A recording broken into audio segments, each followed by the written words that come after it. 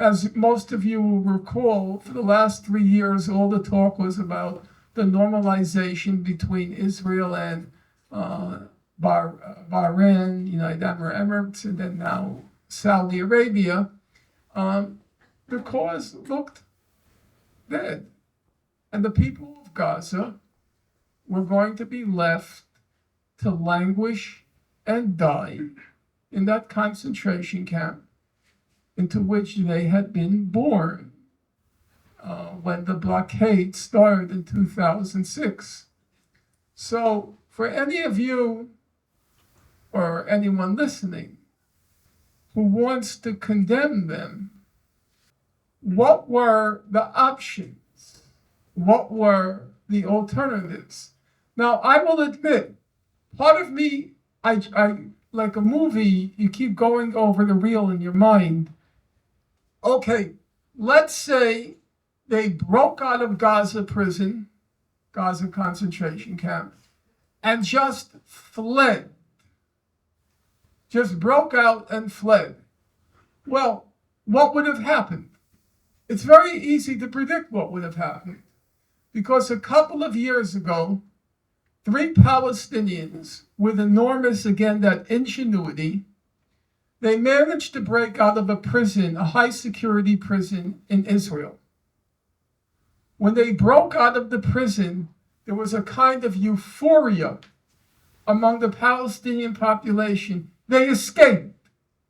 They figured out how to escape. They escaped.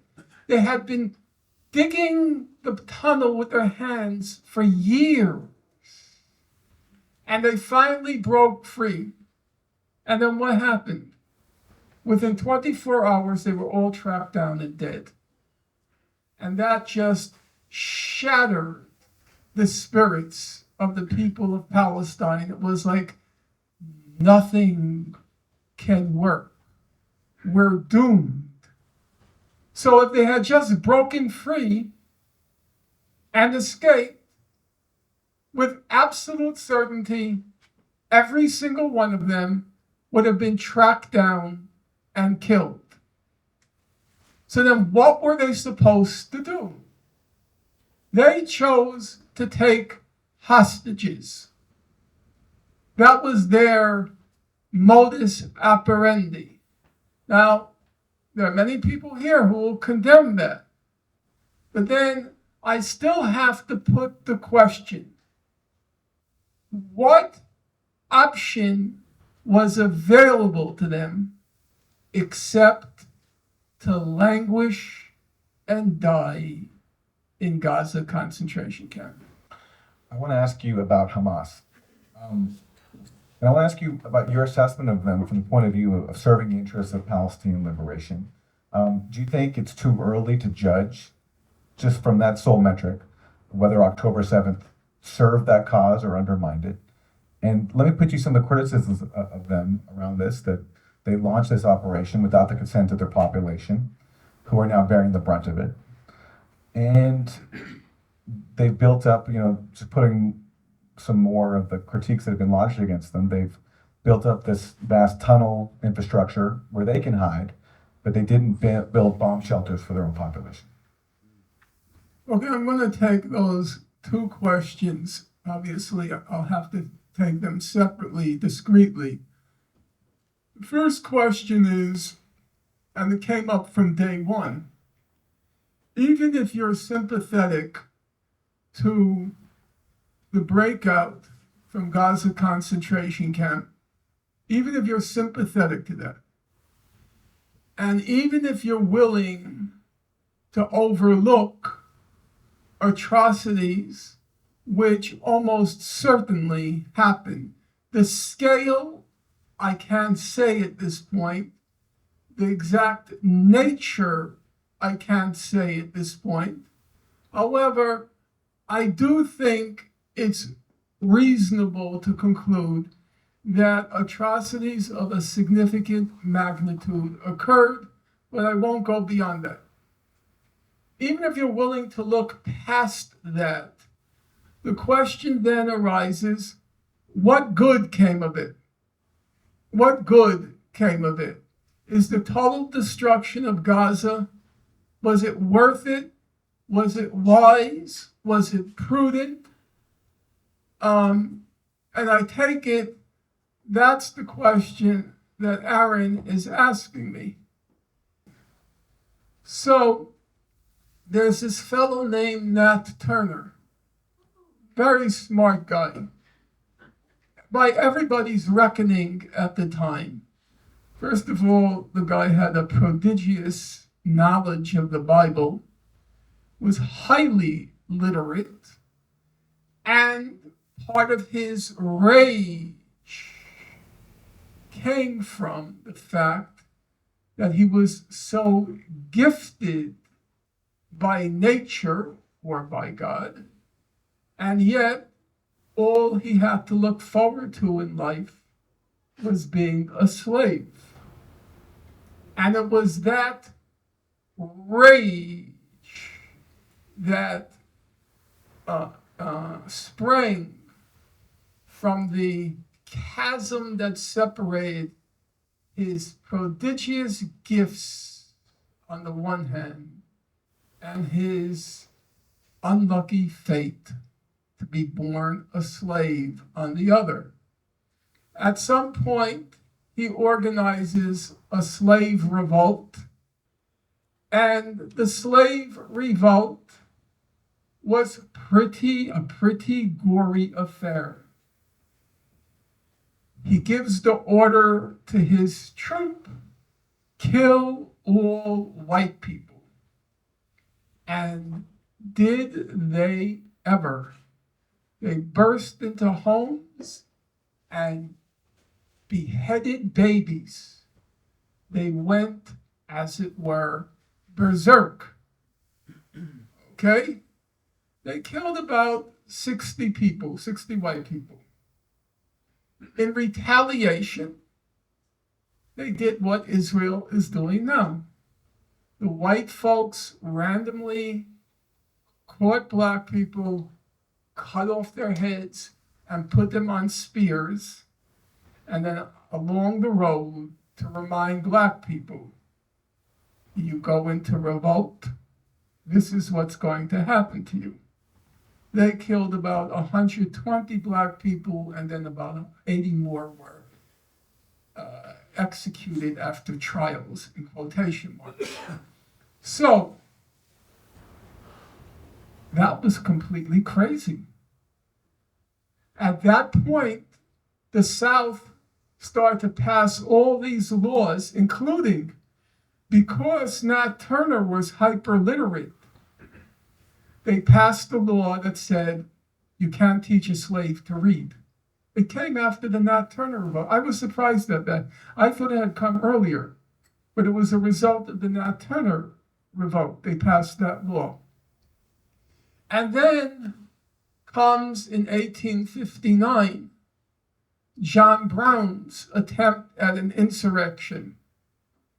Now, John Brown was like Nat Turner, a complete religious fanatic, so fanatical that he was possessed of the idea that slavery was such a blasphemy, such a crime against God, that he gave over his whole being, as young people would say, 24/7, 365, to abolishing slavery. Even there's an interesting reminiscence by Frederick Douglass. He says Frederick Douglass, the black abolitionist, he spent a lot of time with Nat Turner. And Nat Turner was talking about the plan for the Constitution of the new state that he's going to create, and this plan and that plan. And Frederick Douglass frankly admits at one point, this guy is beginning to bore me. He is so obsessed, so fanatical. Now, in Potawatomi, during what was called Bloody Kansas, Nat Turner took hostages. John Brown took hostages. And as W.E.B. Du Bois describes it in his biography, of John Brown. He says, quote, John Brown hacked those hostages to pieces. So, and then 2 years later, there's the Civil War. Now, if you just look discreetly at Nat Turner, it looks totally crazy. The guy was bonkers. He gives the order to kill all whites, and it results in this very ugly reaction, which was a escalated repression. Yet, John Brown says, I was inspired by Nat Turner. And then Frederick Douglass, in his famous eulogy to John Brown, says, at the very end of the eulogy, he says, it is not true that John Brown failed. He said, and he kept saying it emphatically, it's not true. He said there is a direct line from John Brown to the Civil War. And John Brown says there's a direct line from Nat Turner to me. And it's a case of links in a chain. And it's a very strange outcome. So I'm going to ask you, Norman, to make your way back to Hamas. Make the line back to Hamas. Okay. No, I do think you have to think these things through. I can't predict what's going to happen as a result of Hamas's action on October 7th. I don't think anyone in this room can predict it. I think these are links in a chain. Now, you might not like this particular link because it's too bloody and too many atrocities occurred in that link. But here's the irony. The irony is that John Brown, who was executed for his acts of treason when he seized an armory, within 2 years of his execution and his execration by the whole of our society, including the abolitionists. The abolitionists did not like John Brown. Including the abolitionists, within 2 years, our Union Army was singing, I know Colin is going to say, Norman, keep your day job. John Brown's body lies a mouldering in the grave. John Brown's body lies within 2 years of the acts of treason for which he was executed. And now, I described what Nat Turner did, I'm confident, very accurately. Now, Nat Turner occupies a respected place in American history. So, the crazy Nat Turner, with his apparently utterly destructive act, which had no redeeming feature, he's now a link in the chain. And I'll just make one other analogy. People say, why did Hamas do it? All that resulted was the death, the destruction. It was stupid. It was this, it was that, so on and so forth. Okay? So, if it's a long analogy, we don't have time for it. Just keep that in mind. No, it'll be very quick. So, in April 1943, the Jews in Warsaw, they engaged in an uprising. And for Jews, that's considered a heroic chapter in the modern history of America, of world Jewry. What did it accomplish? You know what it accomplished? It catalyzed the destruction of the Warsaw Ghetto. Once they engaged in the insurrection, the Nazis went in and they leveled the ghetto. So if you use the calculus of, or the utilitarian calculus of what did it accomplish, by that calculus, you can make the same argument. Well, what did the Warsaw Ghetto Uprising accomplish? So I'm reluctant to use those kinds of calculations. I think that as a moral fact, that it is impossible to condemn either what Nat Turner did, and the abolitionists would not condemn Nat Turner. And it's impossible to condemn what the people of Gaza did after having been not just incarcerated in a concentration camp, but having been born into that concentration camp. I do not believe it is morally tenable to condemn them, even as one can acknowledge, as William Lloyd Garrison did in the case of Nat Turner, that horrifying atrocities occurred. Now, some of you might say there's a contradiction there. If you acknowledge its atrocities, then you must condemn the perpetrators of those atrocities. But I would say life is sometimes more complicated than applying categories in a uniform, consistent way. Okay, let me just get. The people of Gaza, I mean, I'm not trying to argue with you, but I do know that the people of Gaza are not the leadership of Hamas. That's a fair point to make, I think. It depends on what aspect you're addressing. In certain aspects, it seems Hamas has become quite corrupt and has alienated the population of Gaza.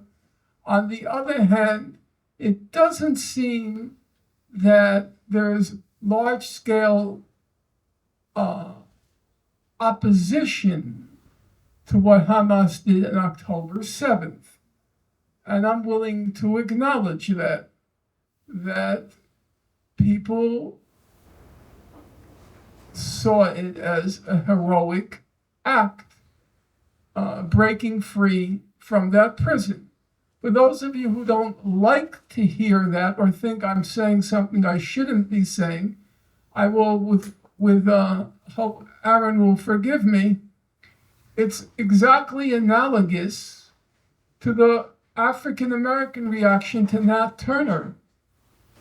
You couldn't find an African American who was going to condemn Nat Turner.